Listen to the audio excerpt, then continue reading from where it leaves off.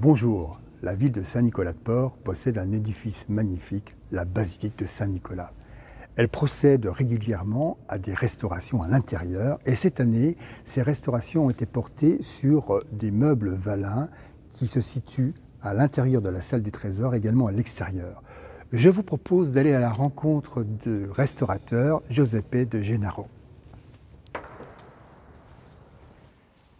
Giuseppe, bonjour.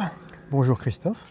Alors vous êtes le restaurateur attribué pour s'occuper de cette chasse. Rappelez-nous ce que c'est que cette chasse exactement. Alors c'est une chasse en bois de chêne qui a été commandée à Eugène Valin à la fin du 19e siècle pour accueillir 14 scènes qui représentent la vie de Saint-Nicolas.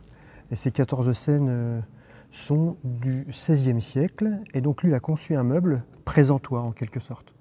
D'accord. C'est un édifice, c'est un meuble d'ornementation religieux. Vous êtes avec votre assistant pour restaurer cette pièce. Quel était le problème?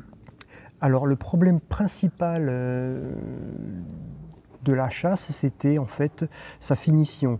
Au cours du temps, elle a été recouverte d'une épaisse couche d'un vernis oléorésineux très très sombre qui masquait complètement les détails de sculpture. Donc ça, c'était le principal objectif, le dégagement de cette résine.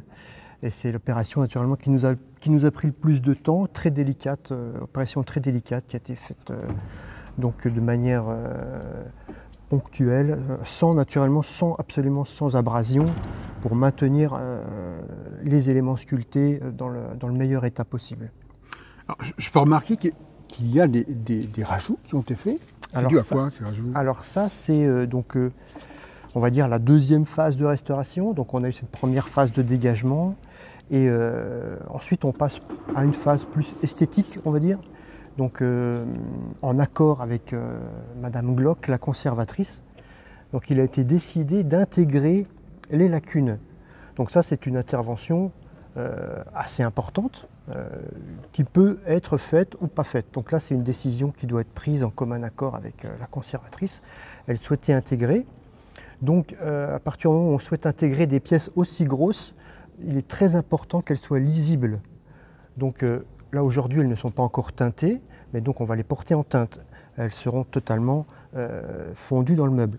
Donc, pour qu'elles soient lisibles, on a utilisé des techniques de reconnaissance en restauration, c'est-à-dire, d'une part, on a utilisé une essence de bois différente, qui est du pin sambro, adapté à la sculpture, avec des propriétés insectifuges et qui se sculpte très bien.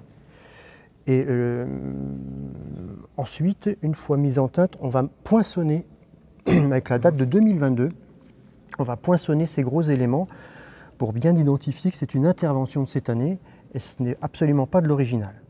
Par contre, l'intervention est très utile au meuble. Il retrouve, grâce à ces intégrations, son équilibre. Voilà. D'accord. Et en fait, bon, ces éléments-là, ce ne sont pas des éléments qui sont rapportés au hasard. Il y a une recherche pour pouvoir rajouter ces manques. Alors c'est vrai que d'une part, le style néogothique nous aide parce que c'est très géométrique. Les décorations se répètent et ce qui nous a permis d'aller dans le sens de la reconstruction, c'est une photo que la commune de Saint-Nicolas nous a fournie, une photo suite à un bombardement de 1944 où on voit une photo de la chasse avec ces décorations. Bon, on voit que déjà dans le stade là de la restauration, on sent qu'on va avoir une pièce qui va retrouver son éclat originel. Alors, il y a aussi une autre partie où vous intervenez, c'est dans la salle du Trésor, là, où nous avons donc 4 meubles Valin. Alors, là, c'est de l'entretien. Voilà, on va appeler ça une intervention de conservation préventive.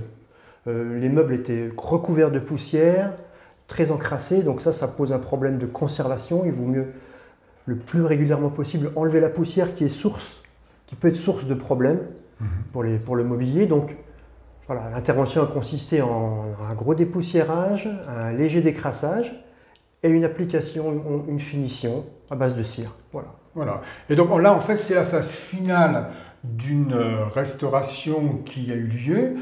Auparavant, la salle du trésor, on peut voir donc les meubles ont été refaits à l'intérieur, les éléments qui sont entreposés beaucoup plus mis en valeur par la lumière, également le fond rouge. Voilà, ce qui fait que vraiment maintenant on a un endroit qui est vraiment resplendissant et qui sera, je suis sûr, admiré par le bon nombre, la quantité importante de visiteurs qu'il peut y avoir tout au long de l'année dans la basilique.